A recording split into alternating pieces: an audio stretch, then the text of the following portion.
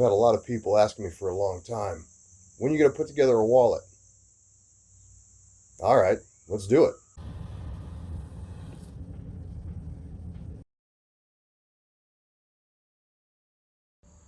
All right, so in order to get this wallet going, the first thing I did was just chop up some sizes based on what I was going to put into it. And of course, I want to do a full-length dollar bill, but I also wanted to do business cards and credit cards and driver's license.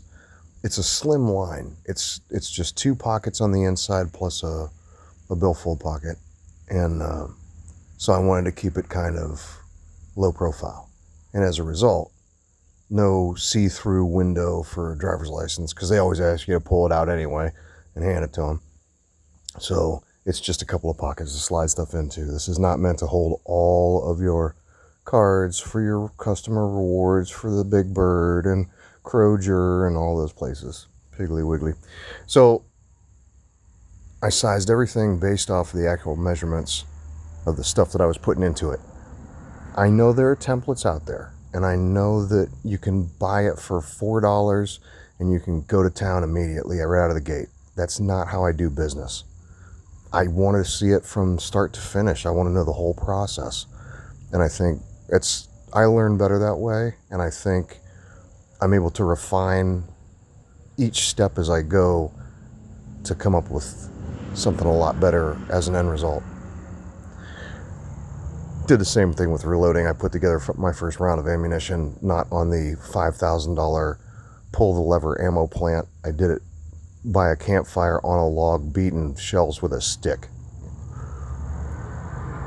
So there's the set.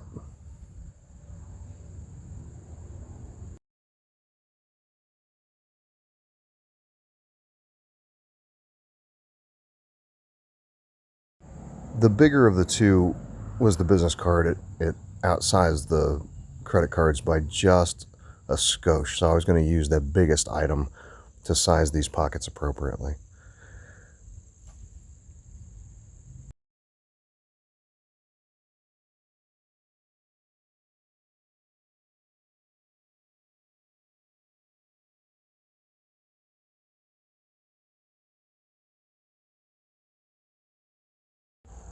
You know how this goes. Once we get the pieces cut out, we gotta skive those edges down so that we bevel them a little bit, so that when you run your slicker across them, it doesn't create a big puffy lump on the outside. It rounds over nice and smooth.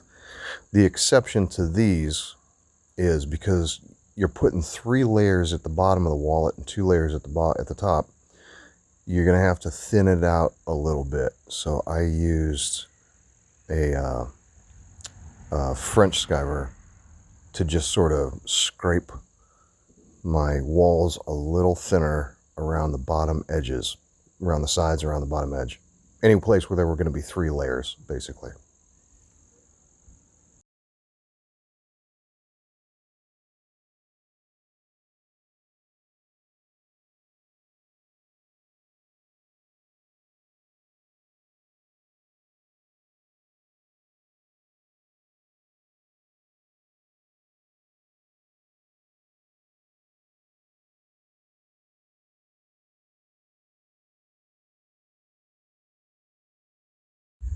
So I marked these guys in pencil.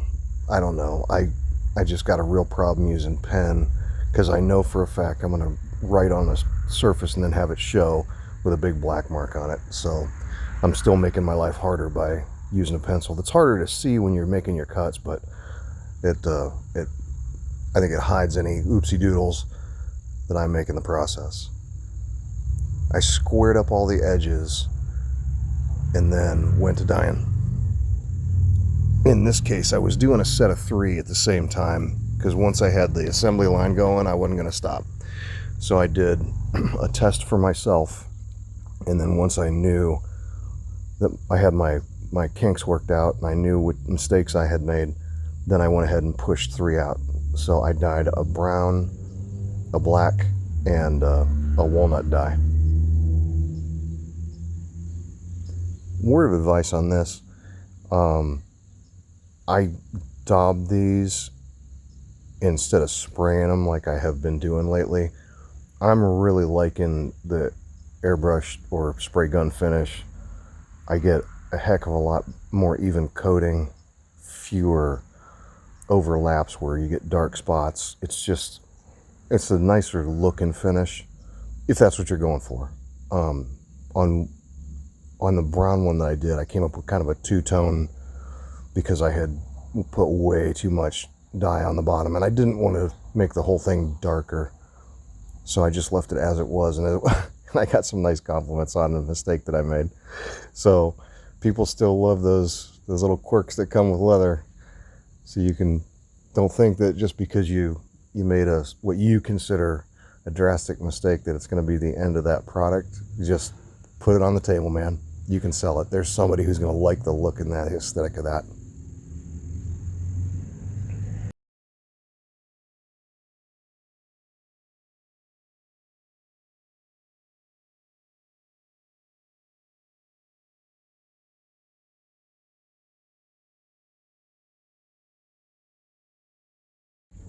Yeah, normally when I'm using a lot of just water to do my slicking, in this case, because this stuff is so thin, I'm working with 2 and 3 ounce.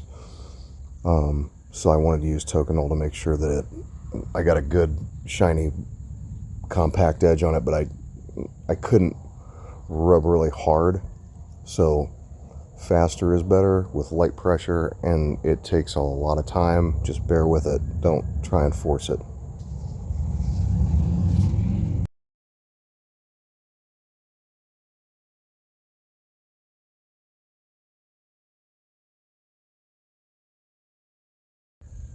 I know my lighting sucks and I got a bad angle, but that's Eileen's tacky glue, my fave.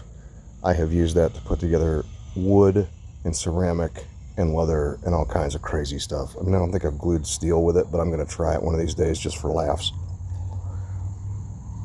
So inside, bottom edge, upside, I want to tack this stuff into place just enough so that it holds so I can get my stitch holes punched without having the material sliding off the center, because all these edges have to line up nicely. That being said, I did do a whole lot of trimming when I was done putting my stitches in, and just got it as close to the edge as I could and made sure everything was lined up squared off.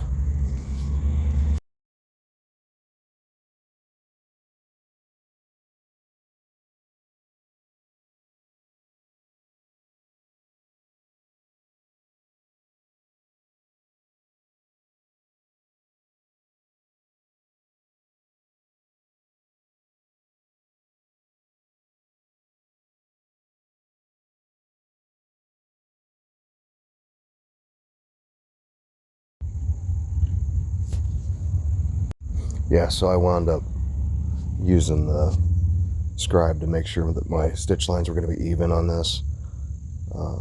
And then I was using a 3mm because I wanted some closer together stitches for a finer finish. I wound up switching back to a 4mm on the later wallets because, quite frankly, I still don't have a small enough thread to make the 3mm worthwhile. I need to look more into that, get the right product, because I don't want like a real thin upholstery thread.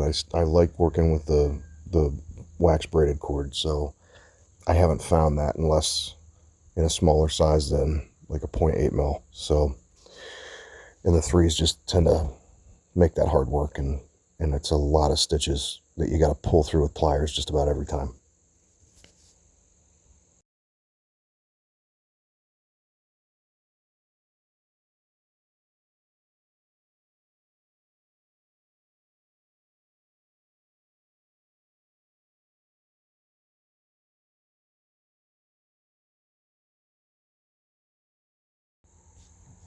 Once you get your stitching in, make sure you pound that stitch line flat and smooth it out, but then you're also going to beat the tar out of the fold in that thing to ensure that it lays sort of flat in your pocket, because its natural tendency is to spring open. And so if you hammer down the spine a little bit and I don't mean a little bit, I mean a lot. And then put a weight on it, let it sit and kind of form to that. It will form to your buttocks while it's in your pocket. But in the meantime, you pull that thing out of your pocket, whip it open, and then all of a sudden it springs open like it's, some kind of switchblade. So I learned a lot of lessons in this, and I'm going to let it just sit with you for a minute. I won't read to you off the PowerPoint presentation.